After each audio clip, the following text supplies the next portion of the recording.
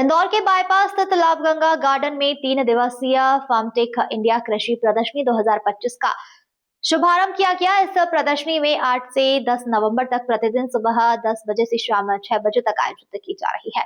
इंदौर जो कृषि और डेयरी उद्योग का प्रमुख केंद्र माना जाता है, इस प्रदर्शनी के माध्यम से राज्य भर के किसानों और उद्योग जगत के प्रतिनिधियों के लिए नई संभावनाएं, व्यावसायिक अवसर लेकर आया है। रेडिकल कम्युनिकेशंस द्वारा आयोजित फार्मटेक इंडिया कृषि प्रदर्शनी 2025 के उमेश व्यास ने बताया कि इस मेले में हजारों किसान भाग ले रहे हैं और उन्हें नवीनतम कृषि उपकरण और तकनीक, आधुनिक खेती के तरीके की जानकारी दी जा रही है। इस कृषि मेले में देश और विदेश की अग्रणी कंपनियां कृषि, डेयरी, सिंचाई, कृषि यंत्र, पशुपालन तथा जैव प्रौद्योगिकी जैसे विद्युत क्षेत्र में नवीनतम तकनीक, उत्पाद और सेवाओं का प्रदर्शन किया जा रहा है। यह आयोजन कृषि जगत के लिए एक ऐसा मंच प्रदान कर रहा है जहां अत्याधुनिक तकनीक और नवाचार एक ही छत के नीचे प्रदर्शित किए जा रहे हैं। सर, हम लोग 2018 से इंदौर में यहाँ पे ये आयोजन कर रहे हैं। ये हमारा 11वां एग्जीबिशन है। हम लोग राजस्थान, मध्य प्रदेश, छत्तीसगढ़ इस राज्यों में कृषि का मेला का आयोजन कर रहे हैं। ये हमारा 3 दिन का मेला है। 8, 9 और 10 नवंबर का मेला है। आज उसका दूसरा दिन है। हम चाहते हैं कि किसान जो है वो मोदी जी जो बोलते हैं कि एग्रीकल्चर अपना ऑर्गेनिक होना चाहिए, तो ऑर्गेनिक के लिए जितनी भी वो कॉन्फ्रेंसेस है वो हम लोग कराते हैं। किसानों की आय कैसे दुगनी हो उसके ऊपर हमारा ये सारा शो रहता है।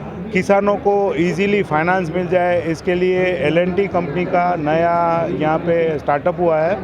वैसे 2-3 साल हो गए, फिर भी यहाँ पे उन्होंने स्टॉल लगाया है। किसानों को इजीली फाइनेंस अवेलेबल हो जाए मशीनरी के लिए, इनके लिए भी हमने चिंता करी है।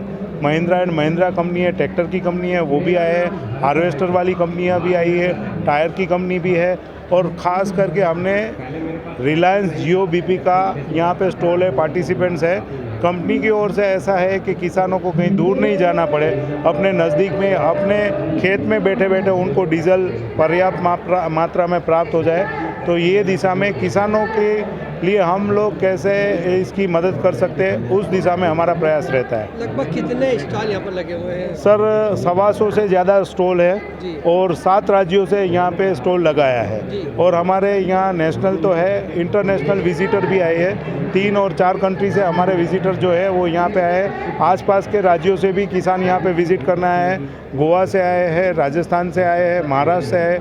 बहुत सारे स्टेट ऐसे हैं जो अदर स्टेट से भी किसान यहाँ पे विजिट करने आते हैं। इंदौर में एग्जीबिशन लगी है, तो मालवा और निमाड़ के किसानों के लिए क्या संदेश है उनके लिए 3 दिन का है? हम लोग चाहते हैं, हमारे बहुत सारे यूट्यूबर्स भैया हैं जिन्होंने हमारा बहुत सोशल मीडिया पे माध्यम से हमारा मार्केटिंग किया हुआ है। उसी माध्यम से बहुत सारे किसानों के फ़ोन आ रहे, कॉल्स आ रहे कि ये हम लोग पहले कृषि कॉलेज में करते थे, इस बार हमने ये लाभगंगा वेन्यू चुना है।